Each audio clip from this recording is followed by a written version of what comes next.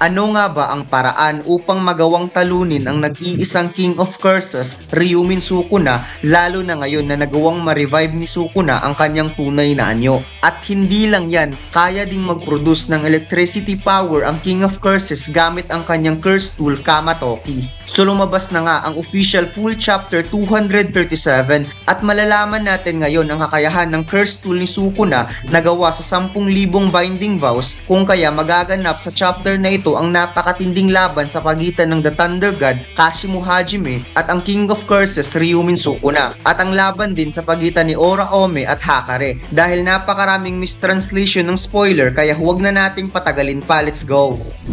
Sa huling chapter ay nasaksihan natin ang nakakagulat na pangyayari nang nagawang matalo ni Sukuna si Gojo. Kung kaya hindi nagdadalawang isip si Kashimo na pumasok sa battlefield na walang pagdadalamhati sa pagkamatay ni Gojo upang kalabanin lamang ang nag-iisang King of Curses, Sukuna. Kaya sa pagsisimula ng chapter ay dito'y makikitang pumasok na sa battlefield ang The Thunder God, Kashimo Hajime, para makalaban ang pinakamalakas na si Sukuna. Napansin ni Kashimo na may paparating galing sa itaas, kaya napangiti siya at napasabing nandito na siya. Isang sorcerer na tumalon sa napakalaking bloke ng yelo 203 meters above the ground na papunta ngayon sa kinaroroonan ni Kashimo. At makikita natin dito mga lods na umulan ng yelo sa buong battlefield. At ang kumokontrol pala ng napakalaking ice block ay walang iba ang nag-iisang ice star, Ora Ome, na ngayon ay papunta na sa kinaroroonan ni Sukuna dala-dala ang enormous ice block. Habang nakatingin si Ora Ome sa kinaroroonan ni Sukuna at Kashimo ay may biglang tumalon sa kanyang likuran at ito pala ay si Kinji Hakare na ang tinutukoy kanina ni Kashimo na isang sorcerer na paparating na tumalon lang naman ng 203 meters above the ground papunta sa lumilipad na napakalaking bloke ng ice. Sinabi ni Hakare na nangako siya sa kanyang sarili kaya hindi niya hahayaang mabubuhay itong si Ora Ome. Sagot naman ni Ora Ome na hindi mo alam ang lahat. Pagkatapos ay gumawa ito ng curse technique, ice formation, upang ibaba ang bloke ng yelo sa kinaroroonan ni Sukuna. Habang si Hakare ay kaagad nag-expand ng kanyang domain upang ikulong sa loob si Ora Ome. Ang sumunod na panel ay makikita ang domain ni Hakare sa itaas ng bloke ng ice, subalit kahit na-capture si Ora Ome ng domain ni Hakare ay patuloy pa rin itong bumaba at unti-unting nagkadurog-durog hanggang sa mayroong lumabas na isang bagay sa pinakailalim nito na hinihintay lang pala ni Sukuna. Pagkatapos nga nito ay umulan ng napakaraming yelo habang hawak-hawak na ni Sukuna ang cursed weapon na gustong i-deliver sa kanya ni Ora Ome. Habang si Kashimo ay napangiti dahil na-realize na ang purpose lang pala ng ice block ay dalhin ng isang bagay para kay Sukuna. At ang bagay na sumulpot mula sa napakalaking bloke ng yelo ay gawa sa 10,000 binding vows, ang curse tool Kamatoki. And I guess mga lods, itinago ito ni Ora Ome sa napakalaking bloke ng yelo. At ngayon ay muling nahawakan ng King of Curses ang isa sa kanyang mga sandata at ang effect nito ay kakaiba. Dahil biglang nag-unleash si Sukuna ng electric shocks kay Kashimo gamit ang curse tool Kamatoki. At sinabi pa ni Sukuna na na-miss niyang gamitin ang curse tool na ito noong ginagamit pa niya ito sa panahon ng Heian era. Kaya may duda talaga ako sa kakayahan ni Sukuna mga lods dahil una, kinopya niya ang curse technique ni Jogo, ang pagmanipula ng apoy. Pangalawa nito ang skills ni Sukuna nung ipinakita niya na marunong siyang gumamit ng Persing Blood ng Kamo Clan. Pangatlo dito, ang adaptation ni Mahoraga ang dahilan kung bakit na-extend ang kanyang slashing attacks into space attacks. At ngayon ang kanyang curse tool Kamatoki na may 10,000 binding vows na kayang mag-produce ng napakalakas na electricity, and I guess ang spear ni Sukuna ay may elements of water since resemblance ito ng trident ni Poseidon. At ano pa kaya ang hindi ipinakitang kakayahan ni Sukuna mga lods dahil lahat ay kaya niyang kopyahin sa pamamagitan lang ng panonood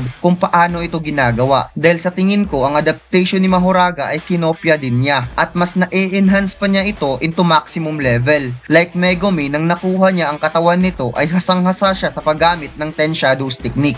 Same sa sitwasyon kay Kenjaku na kahit wala na sa kanya ang katawan ng ina ni Yuji na si Kaori Itadori ay nagagawa pa rin niya ang curse technique, which is ang anti-gravity system.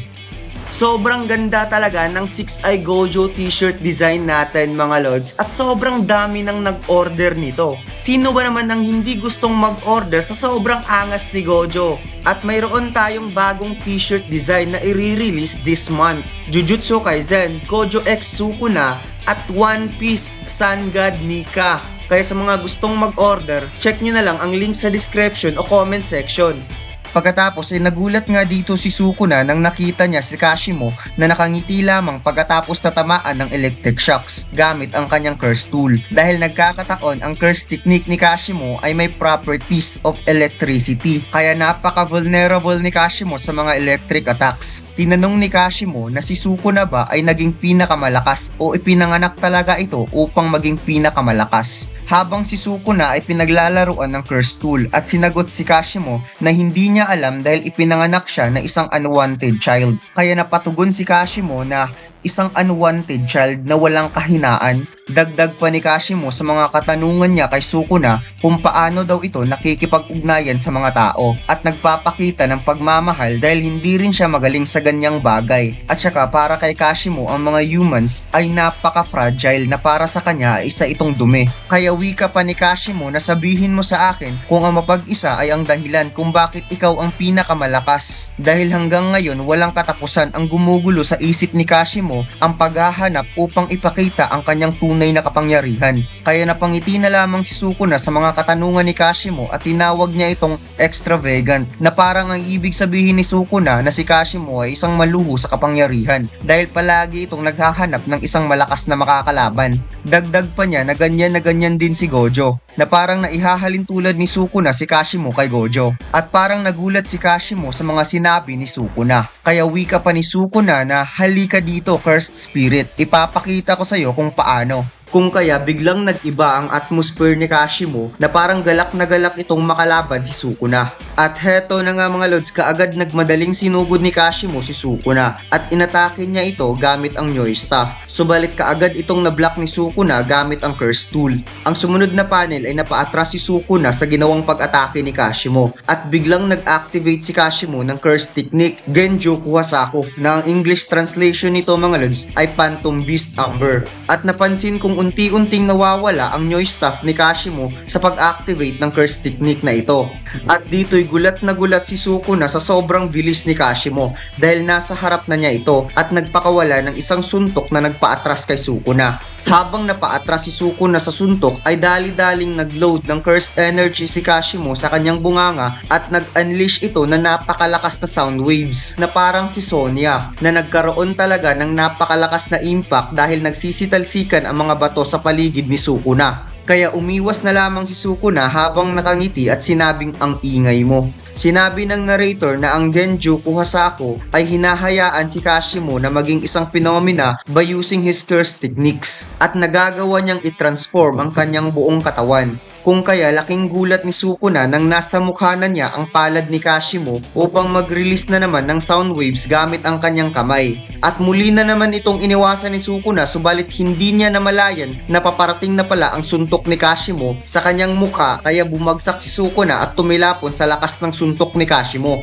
Ang curse technique na ito ni Kashimo mga lods ay ini-enhance ang kanyang agility. Kasama na dito ang pag-activate ng pulses sa kanyang utak. At ang sound wave na ginagawa ngayon ni Kashimo ay sumasabay ito sa vibration frequency. Kung kaya ang electromagnetic waves ay parang umuusok palabas sa buong katawan ni Kashimo. Dahil dito nagagawa niyang malampasan ang limitasyon ng isang normal na tao. Subalit pagkatapos ng teknik na ito, ang katawan ni Kashimo ay unti-unting magkawatak-watak. Kaya isa lang pala ang ibig sabihin nito mga lods, kailangan matalo ni Kashimo si Sukuna na hindi pa natatapos ang kanyang curse technique. Ang sumunod na panel ay biglang nag-electrify ang curse tool ni Sukuna at bigla itong sumabog ng napakalakas na ikinagulat talaga ni Kashimo Hajime mga lods dahil ang curse tool na hawak ni Sukuna ay kayang i-revive ang kanyang tunay na katawan na hindi gumagamit ng reverse curse technique.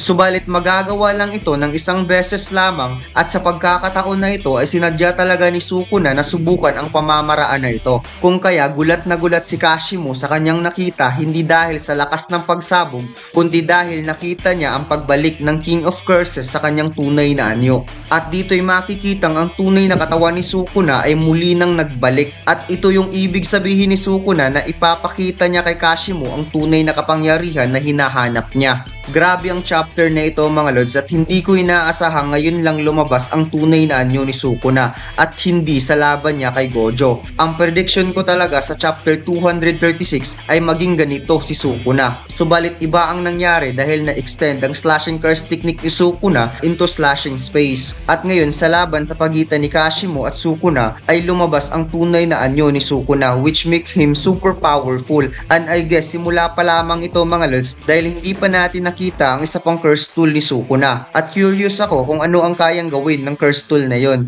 At yun lang mga lods, salamat. It's time to shoutout mga lods.